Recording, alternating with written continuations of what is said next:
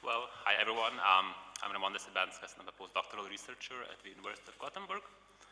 And so this is a paper about economic voting in Latvia and Lithuania in the period of crisis in 2010 and between 2010 and 2012. So originally I was planning to include Estonia, the third Baltic state, in this study, but it didn't work out. But on the other hand, Estonians sometimes say that we are more Scandinavians than Baltics, so maybe that's quite justifiable, their exclusion. So this is not really... Where are you from? I'm from Lithuania, so I'm biased in this.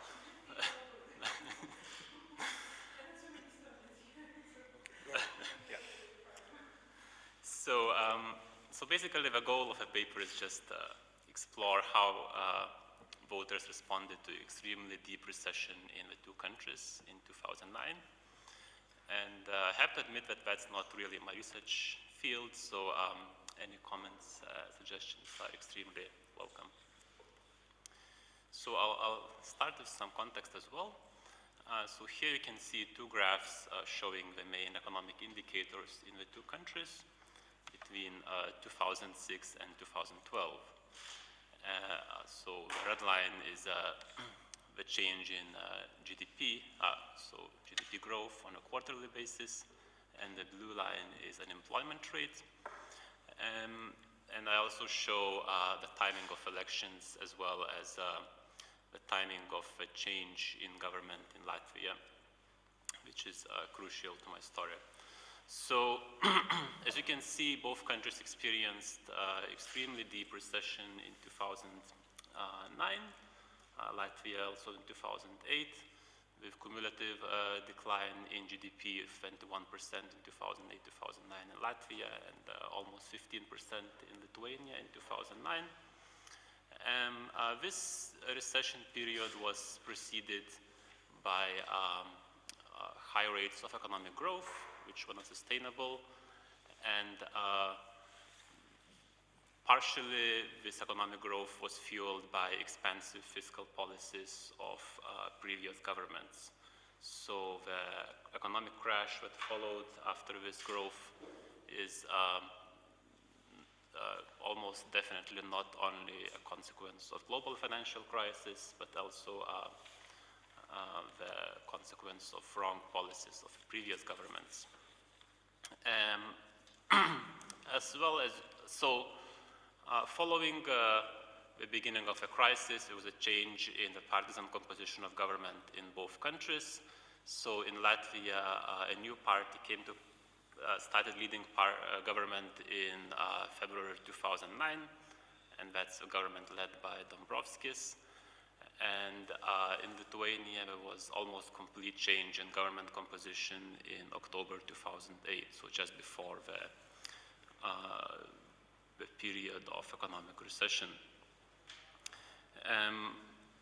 So essentially, it's both countries are a good case for studying how voters attribute responsibility. So we have some parties that were in power preceding the crisis and contributed to the crisis, and then other parties coming to power during the crisis period.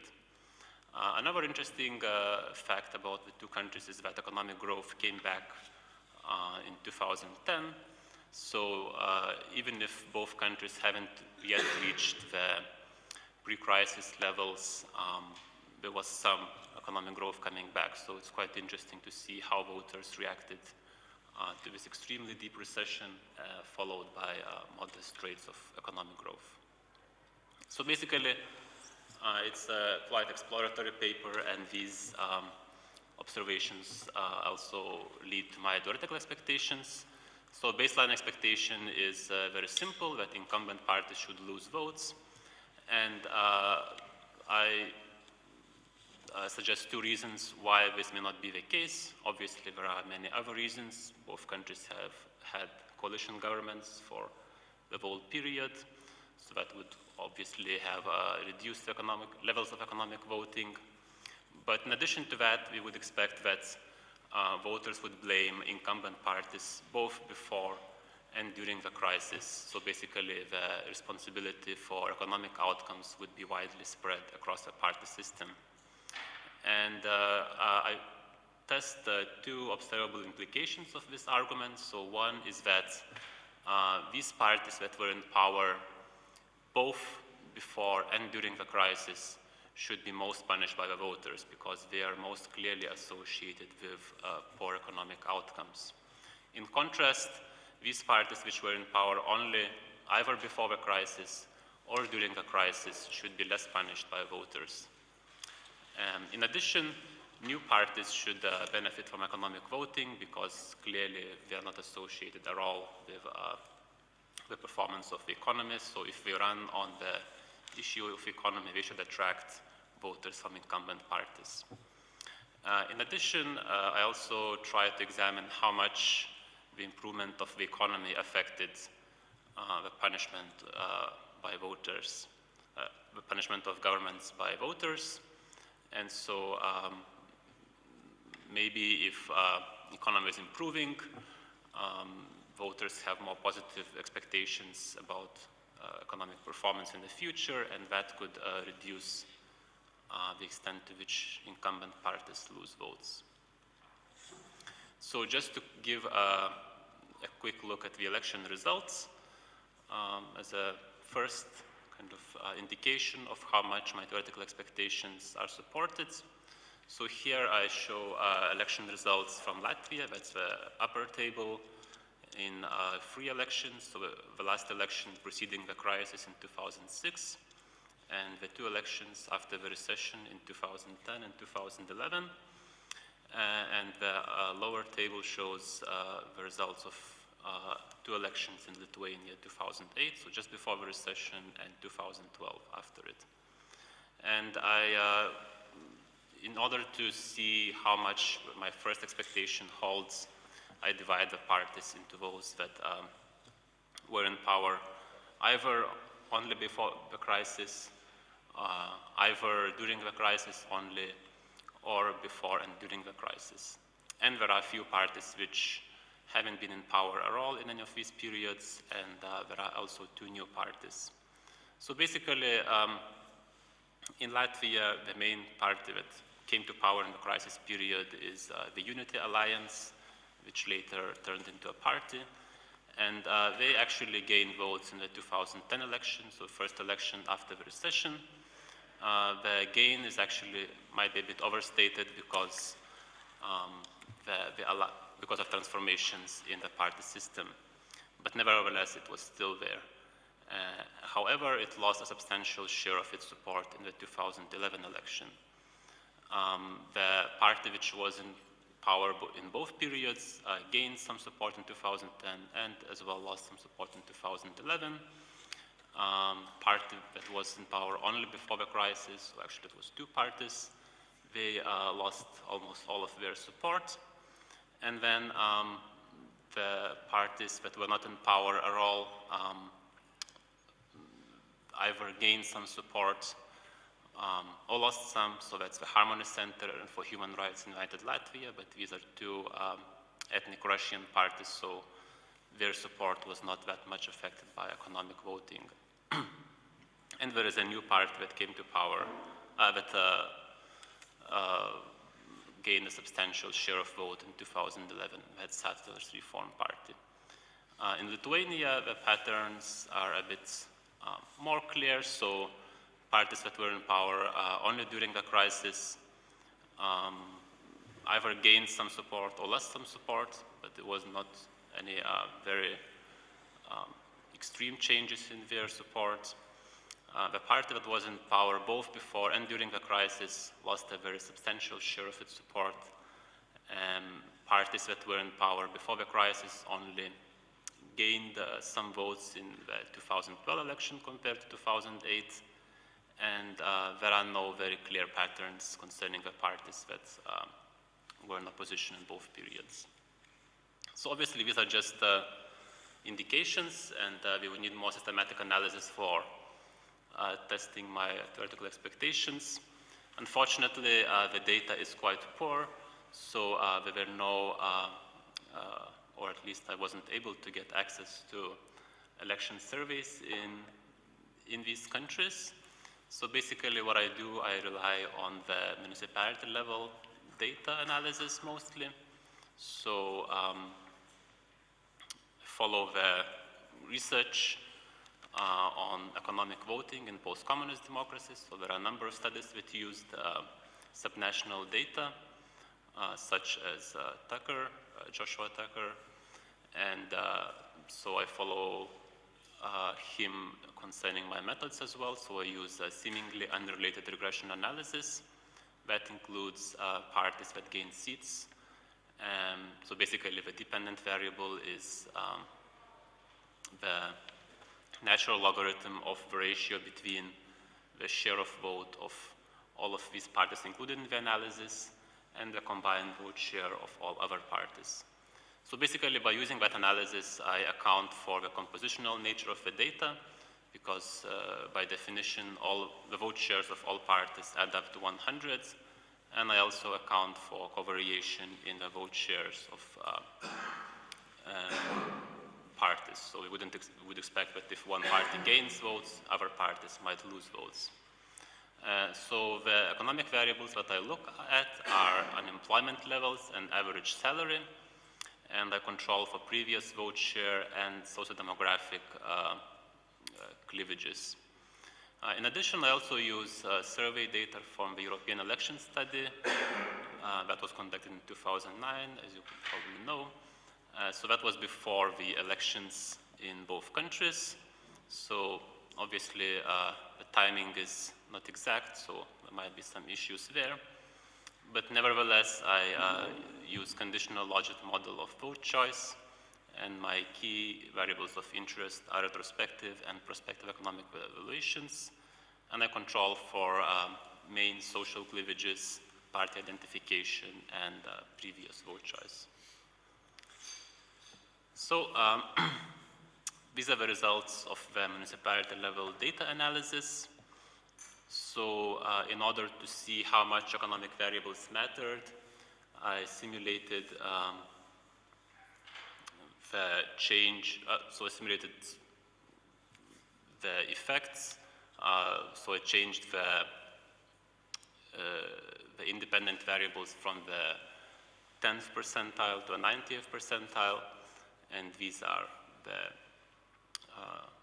the effects. So as you can see, that parties that were in government both before and during the crisis lost votes in all three countries. So in Latvia, the party, the Green and Farmer Alliance, lost almost 4 percentage points, or would lose almost 4 percentage points. Then unemployment levels increased from the 10th to the 90th percentile, and 2 percentage points in 2011 election. In Lithuania, the effects are a bit smaller, but still quite substantial, so almost 2 percentage points. The parties that were in government only during the crisis lost some votes in Latvia, so 1 percentage point in 2010 and 4 percentage points in 2011. And there was no effect of economic variables on the vote shares of these parties in Lithuania. The same holds for the parties that were in government only before the crisis or were in opposition in both periods. And from the two new parties that entered elections in the two countries, the support of one of these parties was affected by levels of unemployment. So the Zattler's Reform Party would gain 4 percentage points as the level of unemployment increases from the 10th to the 90th percentile. There was no effect of the economic variables on the support of the new party in Lithuania.